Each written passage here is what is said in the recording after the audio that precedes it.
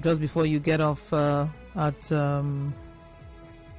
to get into Beam, I believe. That's where the second one took place. I think the third one took place up front. The reports we have say 4 people were killed, 3 soldiers and 1 policeman in one location. Then I think the customs confirmed 3 of the persons killed. But what we heard was that they were beheaded, and 2 of them were burnt. They found 2 corpses. Cars were burnt, rifles taken away. Now, for some time now, there's been some attacks in the southeast, and I've had a few conversations with security expert, analyst, Nkasi Wodu on this matter a few times, asking, should we be worried? And I recall that after the first attack at the correctional center in Owerri, in River State, in Port Harcourt, for example, the police headquarters in Moscow was cordoned off, and some other, headquarters as well. There was an attack in Abia State, another in Enugu, another in Owerri. I think so far the only states that have not recorded any attacks are Akwa Ibom and Bayelsa State. Akwa Ibom, they've had some clashes. I know that military, they've had some. So the military had to go in because they said some people were terrorizing other people, and they killed some. They did kill some, but not in this manner.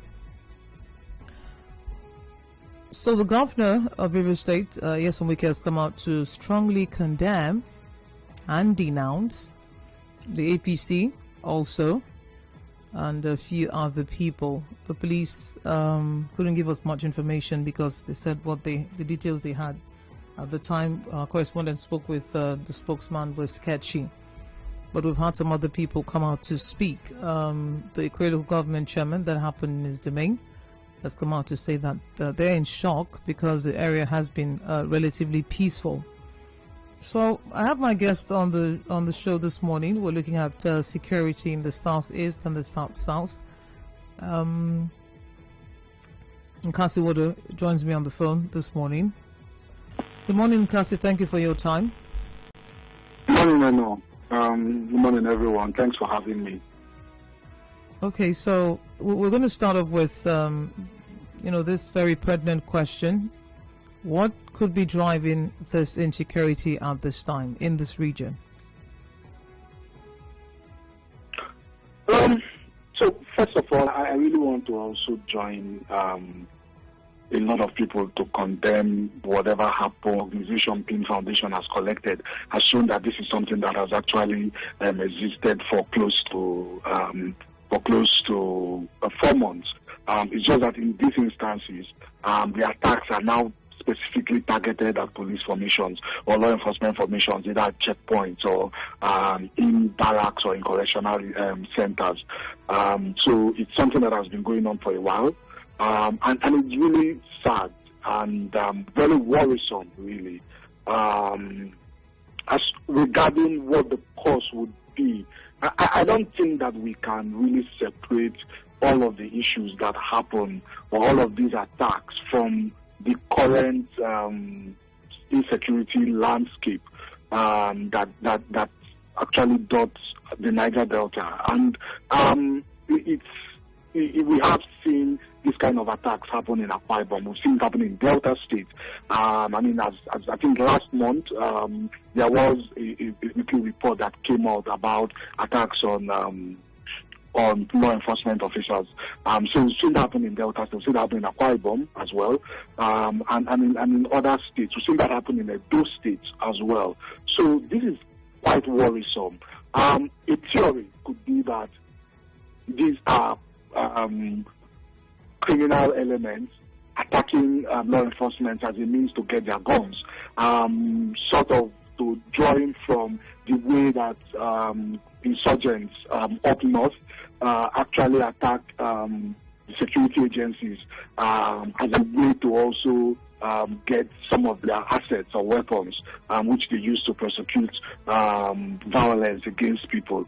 So that's one theory. The other theory, of course, could be that, particularly since we've seen the increasing concentration of these attacks in the southeast, could be that it's also part of the activities of separatist movements, Biafran separatist movements such as IPOB, that is also engaging in this as a means to further delegitimize the activities of law enforcement officers.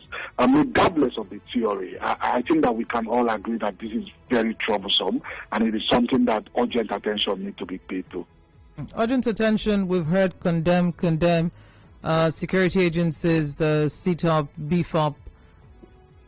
Are these just buzzwords? Unfortunately, it does look like that is what it is, really, because it's not about condemning. Honestly, we can't stop at condemnation. We need to take action. And that action. Remember the last time I was at the studio, I did say that if we do not want to decentralize our law enforcement architecture, our security architecture, some of these issues will keep chipping away at it until we are forced to make that decision. And this is just an example of it. I've consistently said that we run an unwieldy security architecture, one that is outdated, is obsolete, it's outmoded. It's something that we need to actually think around. How can we provide, define our security architecture in such a way that it meets with the current challenges. Right now, as it is, it does look like criminal elements and the violence that plague our nation is far, far ahead of our law enforcement architecture. And so we're finding we see ourselves in a situation where we are ever playing catch up. So it's not just about condemnation. Action needs to be taken. It's not just about also beefing up. I mean, what can you beef up? We already have less police officers than we actually need. I mean, there was a recent study that came out and said that out of the more than 5 million guns in the hands that are available in Nigeria, only about 10% are in the hands of security agencies. Wow. So that's the trouble.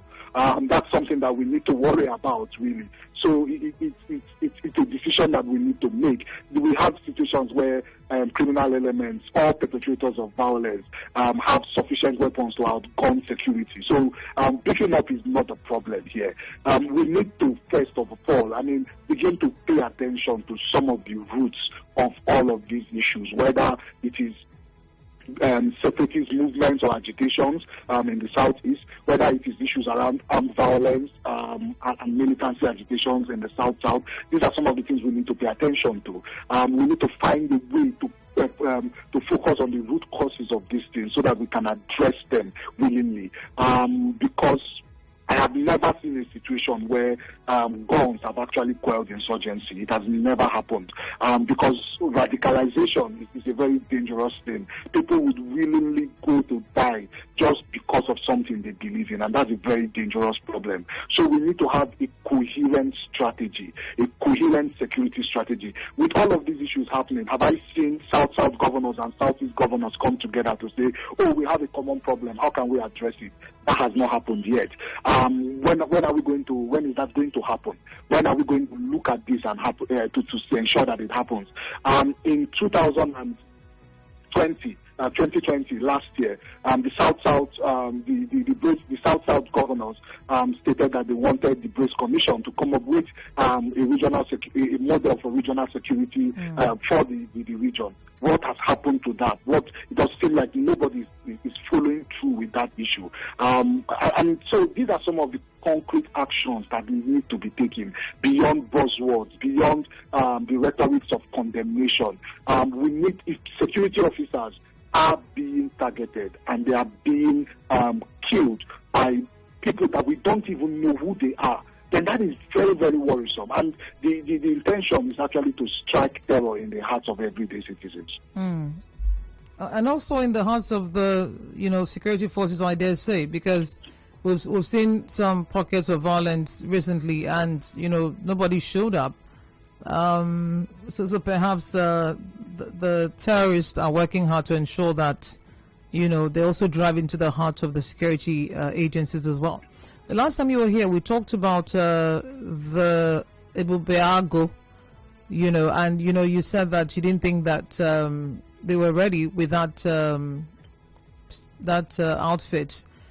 So they had that meeting a few weeks ago, named Ebubeago, and there we are, still in Imo State and the Southeast, series of attacks. Governors should meet. Yes, they meet. They bring out these kinds of things. Ebubeago and the like. Southeast governors should meet with South governors.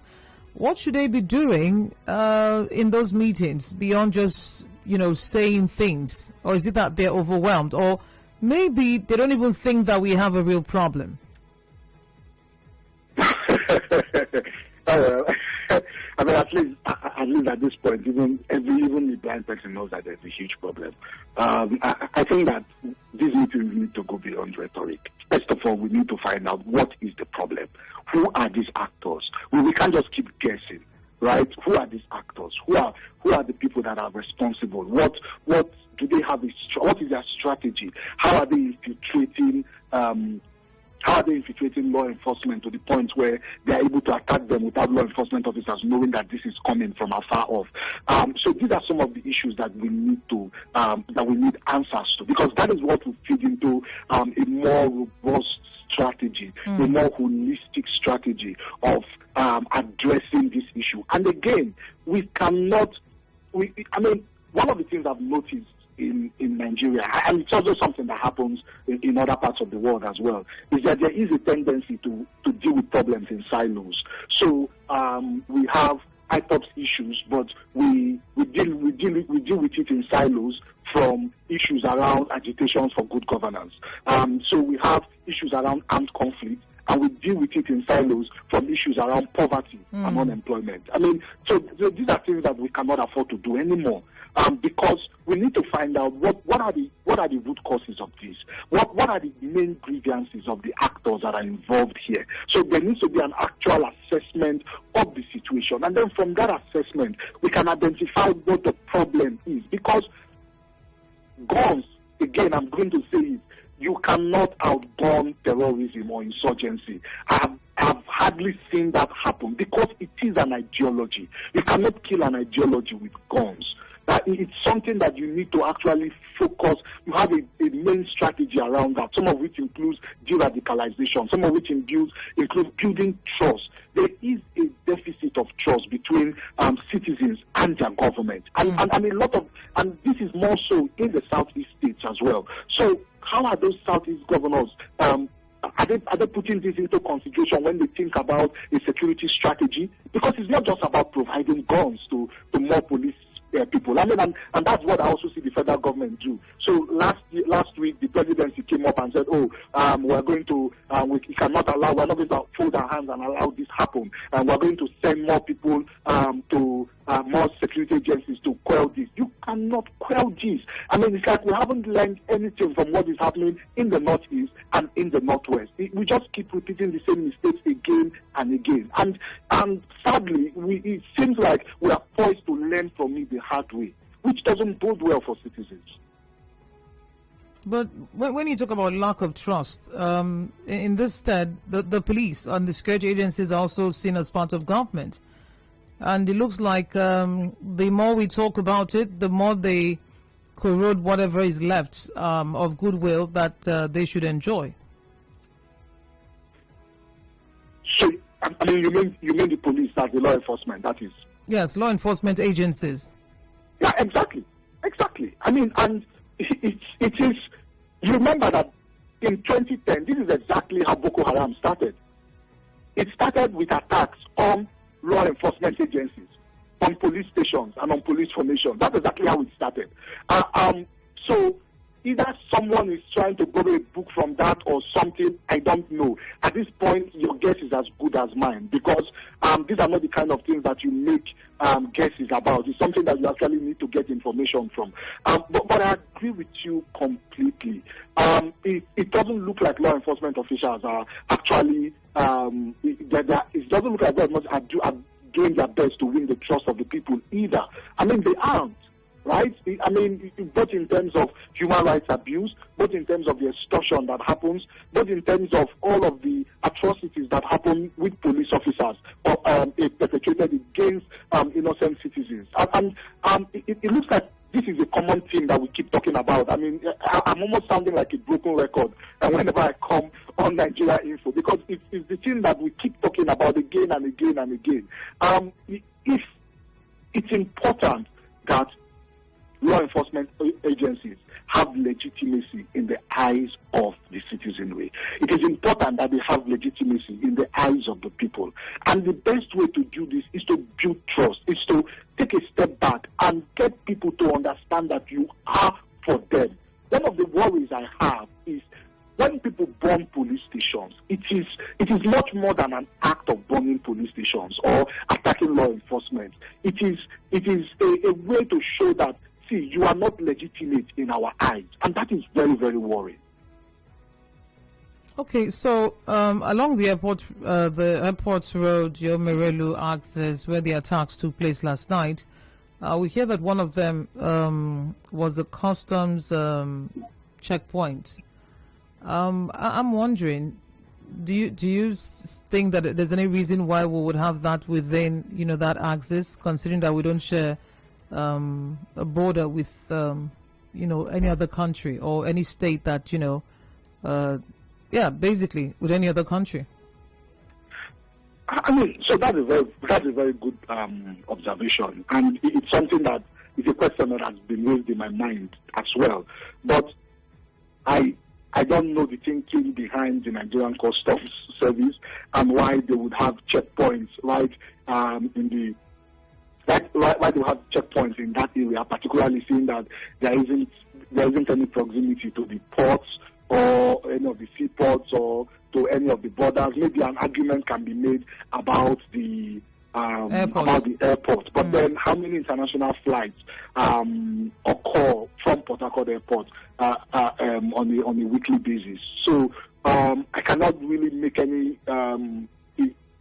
I really can't have any conversation around that, because I don't know what the thinking of the Nigerian Customs Service is. What is more worrying, though, is the fact that it's the attack on the Nigerian Customs Service, and it's in line. Strange. So in our eyes, we may be able to say, okay, so this is the Nigerian Customs Service, this is what they do, this is what the police does, so we're able to separate those roles. But to so many people, they are law enforcement.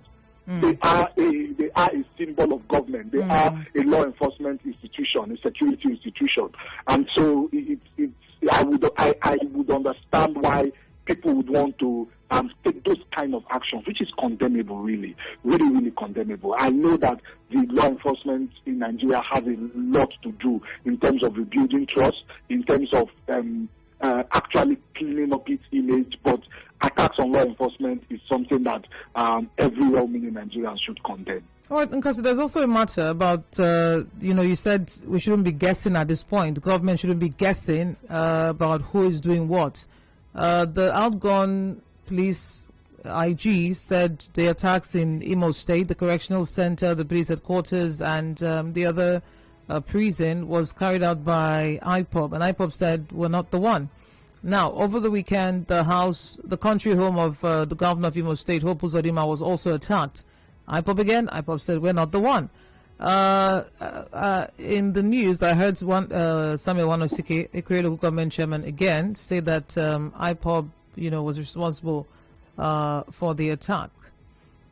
How would you respond to that? Do you think they're really guessing, or it's an easy, whatever for them? Just name IPOB. Anything that goes wrong now in the Southeast or in the South must be IPOB. Just put it on IPOB and let's walk away. I mean, I think that this is the easy way out. It's in line with what policymakers do in Nigeria every time.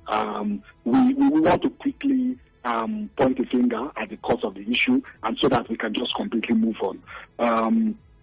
And that's really troubling, because for me, I still maintain we need to understand what these issues are. We need to know exactly who is responsible. Are they different?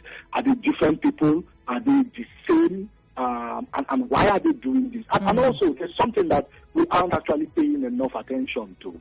And that's really the fact that we could have, this could be actual citizens dissatisfied with government and taking laws into their hands.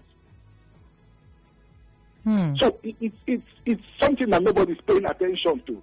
I mean, okay, let's even assume it's IPOB. Then so what? Because the problem does not stop at pointing fingers at the perpetrator. Then what are we doing about it? It still boils down to action. Okay, so there was an attack on the IPOB headquarters in Oru local government area over the weekend. They said they killed the commander, but just overnight, IPOB released, in fact, they were actually on Channel TV, their PRO saying that, well, we have another commander now, we're intact. I mean, just for just for this conversation. So this is the response. We attacked their headquarters, and then the next morning they say, well, we're intact. We got a new commander. Where is this going? No, I think all of this buttresses my point. You cannot outgun insurgency. You cannot outgun an ideology. We need to do better. And the Nigerian government has shown that it is completely incapable of any form of engaging in any form of tactics that does not involve the barrel of guns. And that is why we have a security situation that continues to deteriorate years and years and years after. We need to begin to think of different strategies of addressing these problems. I mean, it's like you cut off the head of something. I mean, and tomorrow another one grows up. We continue, and I know that we're dangerously close to beginning to discuss IPOB right now.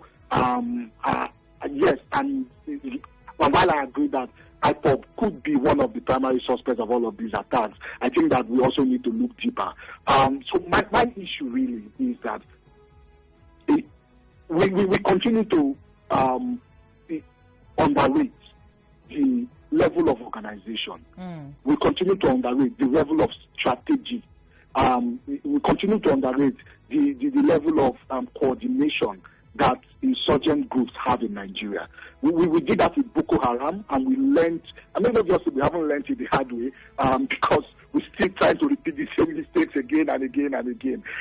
So we need to find a way. And one of the best ways that people have shown that you address issues around insurgency is you need to find a way to delegitimize them in the eyes of the everyday person. Otherwise, there's really nothing you can do, because the everyday person, as long as they see legitimacy, as long as they see legitimacy in the eyes of insurgents and terrorists, they will hide them, they will feed them with information, they will assist them to escape from law enforcement, they will even help them perpetrate their agenda. So these are some of the things that we need to be paying attention to, which nobody is paying attention to. And again, it is worrying. It is worrying. We cannot afford, and this is not just for state governments, I mean, both in the Southeast and in the South.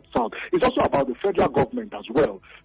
We cannot afford to have these kind of situations where we have not pockets of violence, full-scale violence in almost every region in Nigeria. It is worrying. It is not good for investments. It is not good for the economy. It is not good for our young people. It is not good for the country as a whole in so many indicators. Nigeria lacks in so many indicators, both in terms of ease of doing business, in terms of foreign direct investment, in terms of so many other indicators. And insecurity is a principal cause of this. And we need to find a way to address this. And part of this, and I'll keep saying it again, is we need to have a genuine conversation about our state, in terms of our unity as a country, and also about how we address security, the security architecture that we have. We need to have a frank conversation about it. And until we do, we will keep moving around in circles like this. All right. Thank you very much, Nkasi Wodu, for your time. Thank you very much, Enoh. Thank you for having me.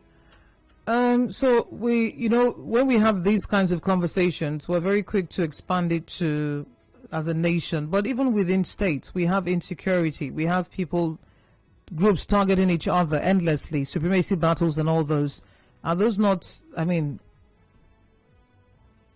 needing to be curbed as well? We're Nigerian for commercial, and we keep talking, but very instructive at this point is, the report we got from the attacks yesterday. They were beheaded.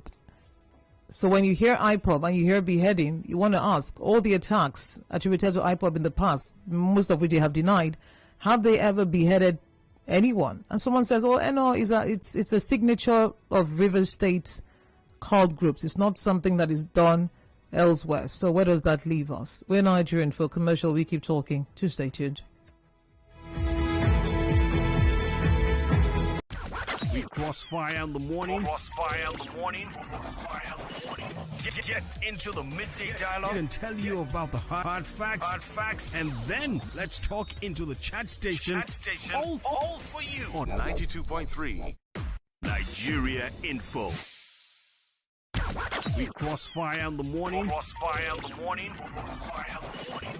Get into the midday dialogue and tell you about the hard facts, and then let's talk into the chat station. All for you on 92.3 Nigeria Info. We crossfire in the morning. Crossfire in the morning. Get into the midday dialogue and tell you about the hard facts, and then let's talk into the chat station.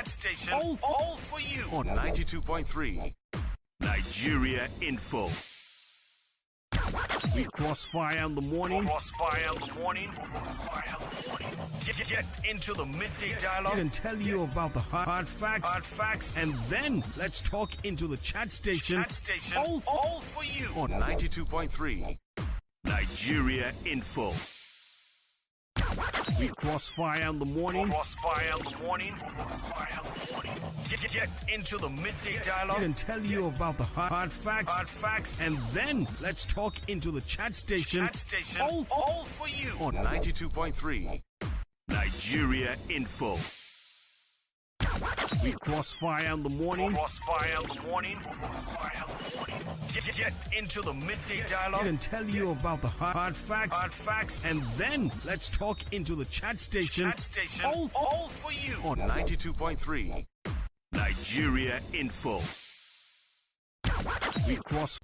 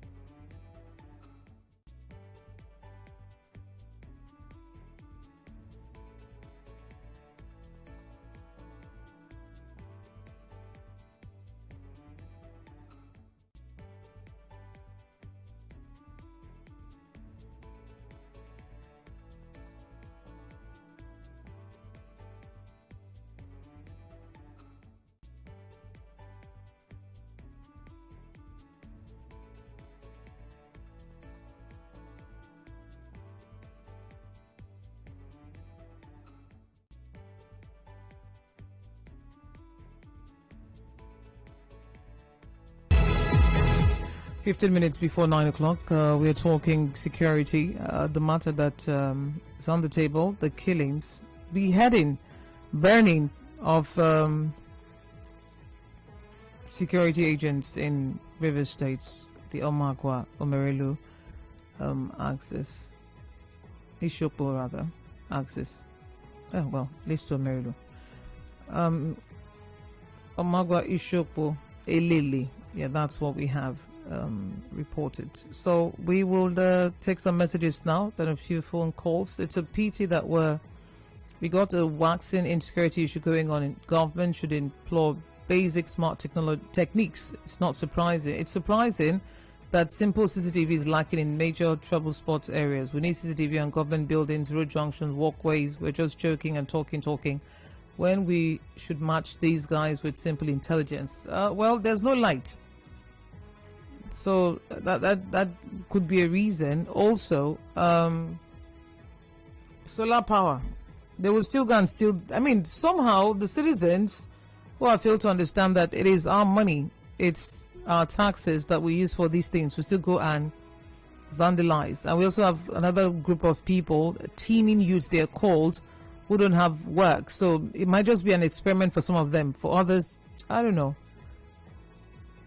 We have those problems. The customs officers are looking for contraband goods. Cars are not properly cleared on the expressway. So why are they not at the border? They should be at what's that place? Kozeo Haji. Yeah, that's where they should be, because I mean, what's the point? Am I going to buy entry exit points? If ideology can't be stopped by gun and bullets, how can it be handled? Well, they say dialogue, conversations, meetings. Body cams help to take record of footages, attacks, and other activities of security operatives on duty, provides preliminary leads for further investigations. However, for selfish reasons best known to all of us, body cam is not listed as part of the uniform for force men, which is generally recommended by the Western world. We need to re-engineer the forces if we win this war against such attacks at all. We hear that police officers buy their uniforms, their singlets, everything. So who would buy the body cam? Terrorism is a current problem in Nigeria. We have two major suspects when it comes to killing, especially of security personnel, Boko Haram in the northeast and IPOB in the southeast. Let's not pretend. Criminals are criminals because they decide and devise a means to be so. Let's not sympathize with their faulty struggle. AKP from Port Harcourt. Samson Berepele. 5 soldiers gunned down in Aboa Central in a community named Omelema and their guns taken away. This happened in the early hours of today. 0817-923-0002, 0817-923-0003, 0817-923-0009 are the numbers to call. Please put off your radio. Good morning. Good morning, Madam Enoh. Morning. Yes, my name is David West. Okay, my sister. For me, what I have to say this morning as regards the current situation we are facing in this country. You see, for the politicians and all those who think if they make the place so insecure for us, they will go to planet Moon, is a lie.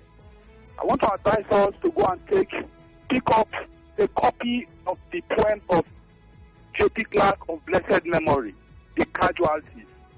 He said the casualties are not only those who are dead or wounded, but everybody will be a casualty.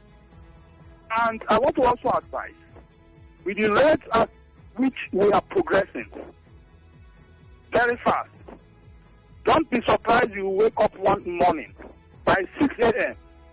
I tell you, you hear a military bingo. Anywhere you are, remain there. All borders shut down. Or we wake up one day and we see everybody running skelter in a state of war. I don't think without peace, you can come to your station this morning to do this beautiful work you are doing. It is because the place is peaceful for you, you can move around. But for those who do not cherish the peace of the world, they should please leave us alone. Right. This is golden. Terror is senseless. We must do something about this thing. All right, thank you very much for calling. Kiagu Susie on Facebook. I'm disturbed about these incessant attacks. It's becoming one too many. Amen, Arasawa. Hi, don't get it twisted. Police are more interested in Egunje at checkpoints and harassing innocent citizens, and they get carried away easily by their daily choppings and at these checkpoints. So sad. This is a huge loss. I'm very sad. Ulu Emmanuel, our policemen are not trained to be proactive but reactive. That is why they prefer killing a suspect than getting more information from him or her. Emmanuel Chinonso Ike, those who make a peaceful change impossible, make violent change inevitable. Now that the police are shooting Shiite Muslims, no one will say anything, no one will mourn them. When they killed thousands of hundreds of IPOB peaceful protesters, no one wept for them. All of us know how Boko Haram started, that it started peacefully. There was the killing of their leader, Muhammad Yusuf, that made them turn violent. Now that Fulani herders are raping and killing indigenous population, no one will say anything. When the local populations rise up now to defend themselves, everyone will start talking. An oppressor creates their worst enemies. Henry Onoha Umba, anyone that accuses IPOB of being responsible for killing of security operatives and burning police stations shouldn't be blamed, because IPOB members are proudly claiming responsibility and celebrating the attacks on the streets and markets in Aba, particularly where I reside, and the aim of doing that is to humiliate and wipe out the security personnel and take over security in the southeast through their ESN and kill all politicians and people that don't support their ideology. We are Nigerian folk. Good morning. Good morning. Morning. Morning. Yeah, my name is Daniel. For me, I think I'm worried for the statement of the politicians. In as much as I'm not supporting any group, and whoever committed crime should pay for it, because there's no justification for that. But at the same time, we should deduct speculation and facts. When you come out and say IPOB, can't you use that intelligent report that make it to bring that speculation for me to arrest those individuals? Because you cannot have intelligence that it was an IPOB. Such intelligence will not use to arrest them. Big example, the Ikwe local government chairman will just come and say it's an IPOB and say they have already mobilized, it will not happen again. I think people should not be deceived by that statement. Because it will not happen again. I'm not praying for it to happen again, but it may happen again. So for me, we have to go beyond accusing fingers and get a fact and know where our problem is coming from. If you know your problem, you solve it. All right. If you believe in speculation, speculation cannot solve the problem. Thank you very much. Good morning. We're Nigerian folk. Good morning. I think we don't learn from history. When there was the attack on Imo facilities the other time, I said it's just a matter of time that this whole activity may get to River State. I think that is what we are saying right now. I remember during the militancy days in the Niger Delta, kidnapping started from Delta State, where in Warri about 24 Filipinos were kidnapped. Ransom paid, they were released, and the military came into Delta. Delta was too old, they went to Bayelsa, from Bayelsa to Delta. It was taking turns one after the other. I think that that's the same thing we're about to experience now that we may experience. So my solution to this whole thing is calling on the NDDC. They have the ability to call a security summit, head of security in all the Niger Delta states, so that they can chart a way forward on how to lock up the boundary so that this whole thing will not happen. If not, we are really in trouble. When you say lock up the boundary, what's on your mind? I think the River State government has bought gunboats and everything. I think it's time to take stock, to close down the waterways, not closing down so that people won't do activity. Then on the border side, the towns, these people, they pass through towns. They can pass through the, what they call Appian Way. Those Appian Ways are villages. They also need to be vigilant so that they don't allow these people to pass. And at the end of the day, we can lock up everywhere. That's what I mean. All right. We are Nigerian for Port Harcourt. 0817-923-0002, 0817-923-0003, 0817-923-0009. Okay, says, for what happened, this is my reaction. 1, I'm sorry we lost lives. 2, those security men at these checkpoints only after the money they collect from drivers, not to protect the lives. applying that route, and whenever they rub along Ailili Road and you report to them, they will tell you that it's not their work. We're Nigerian phone. Yeah, this is Mr. Zion. Good morning to you, the Enigma. Good morning. We call it insecurity. That is the name the policy makers have not sat down to study. Insurgents, which means an inward problem, an implosion. What they are doing is speaking lies from the body of a cat. They have to engage the citizens if only they have the knowledge to do it. The problem we are having in this environment, in Nigeria, is an act of an aggrieved and bottled-up aggression. It's to calm the people down. What are they yearning? It's to confront and engage Nigerian citizens and the police. What do we do? We have failed for the past years.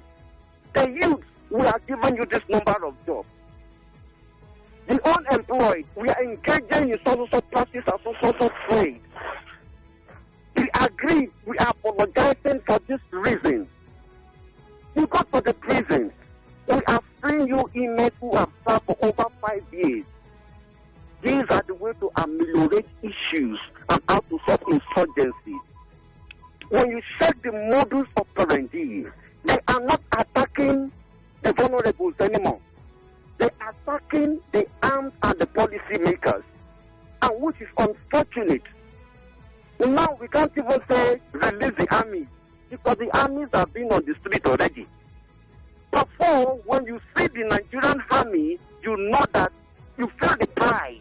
They are going to defend your territory. When you see the police, you are proud that you are secured.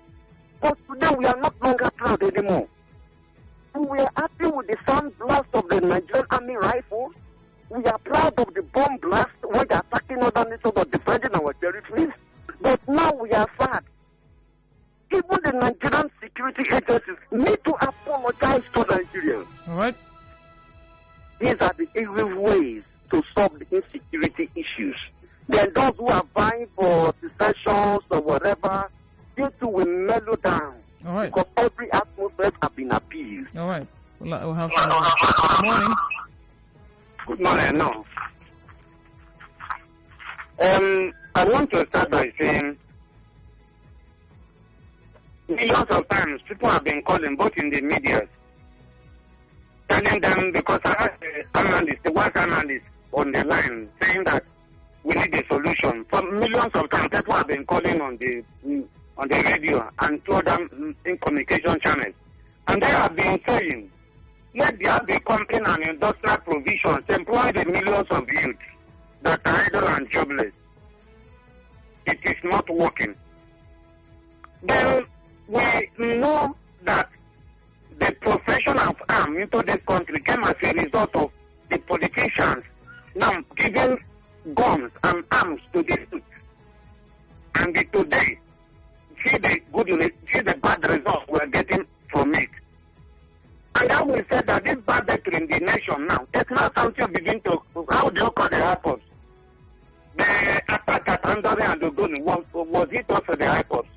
There are governments everywhere all over the country. The solution is industrialize nation and employ the youth. Let every person be busy and all these criminalities will stop. Right. That's the solution. Thank you for calling, and we're still here. We're hoping that as the days go by, or maybe the hours, we'll get an update from the police and the other security agents as to, more information, and perhaps we hope that some investigation would follow and people will actually be punished for this. Much more than that, our heart goes out to the security agencies, the customs, the army, and of course the police who've lost their men, and to those meaning officers who do the right thing, and those in the force, we wish you strength today, and we wish you courage as you go about enforcing law professionally in the region. My name is Enoh Enigma. Do stay tuned.